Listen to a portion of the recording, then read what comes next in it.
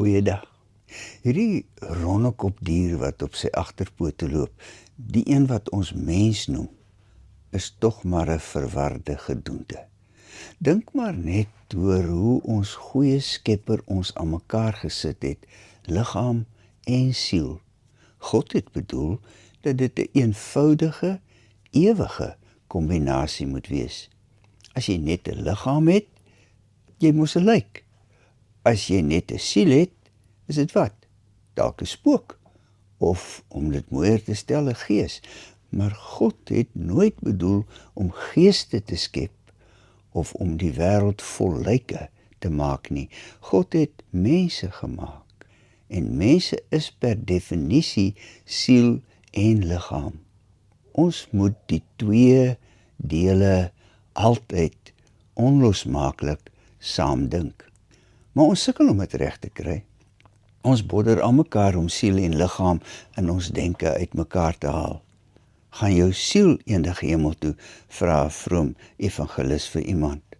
Jesus het gesterf om ons siele te red, dink mense, sonder om hulle daaroor te verwonder dat Jesus met 'n tasbare liggaam uit die graf opgestaan en van die aarde weggeneem is om langs God in die beheerkamer van die wêreld te gaan sit.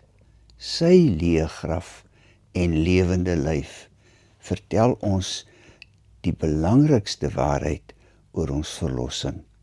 Ons siel hoort nie in die hemel nie. Hy hoort tot in ewigheid in ons lyf. Dit is daarom nie vreemd dat Jesus ons leer om te bid vir ons daaglikse brood nie. Let op dat hy ons nie leer om te bid vir 'n gesonde geestelike lewe nie. Hy is meer geïnteresseerd in ons lyf en die brood wat die lyf moet energie gee om te leef. 'n Gesonde geestelike lewe is in elk geval niks anders as om as volledige mens in 'n voortdurende gespreksverhouding met die groote God te lewe nie. Sommer vroeg in die geskiedenis van die kerk was daar Christene wat so negatief oor die liggaam en sommer oor die hele materiële deel van die skepping gedink het, dat hulle selfs ontken het dat Jesus regtig 'n liggaam gehad het. Hy het net 'n skynliggaam gehad, het hulle verkondig. 'n Mindere God, so het hulle gesê, het die wêreld van materiële dinge gemaak en ons siele is in die tronk van liggame opgesluit.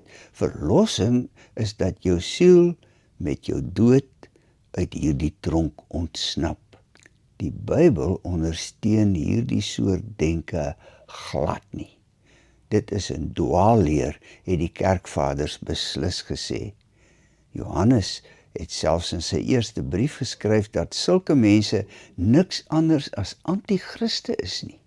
Dit lees ons byvoorbeeld in 1 Johannes 4, vers 1 tot 6. Die waarheid is dat ons verhouding met die Here altyd terselfdertyd geestelik en liggaamlik, met ander woorde, menslik is. Ons, aan 'n broodjie kouende kake, is deel van ons intiemste omgang met die Here. Moet dus nie neersien op hierdie versoek om ons daaglikse brood nie. Immers, die heiligste handeling in die kerk het alles te maak met brood en wyn. Ons noem dit nagmaal. Elke ete hou ietsie daarvan in. Kom ons bid nou saam. Ons Vader wat in die hemele is, laat u naam geheilig word.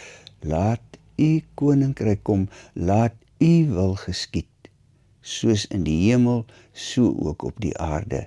Gee ons vandag ons daaglikse brood en vergeef ons skulde, omdat ons ook hulle vergeef het wat teenoor ons skuldig staan. En bring ons nie in die versoeking nie, maar red ons van die bose, want aan u behoort die koninkryk en die krag en die heerlikheid tot in ewigheid. Amen.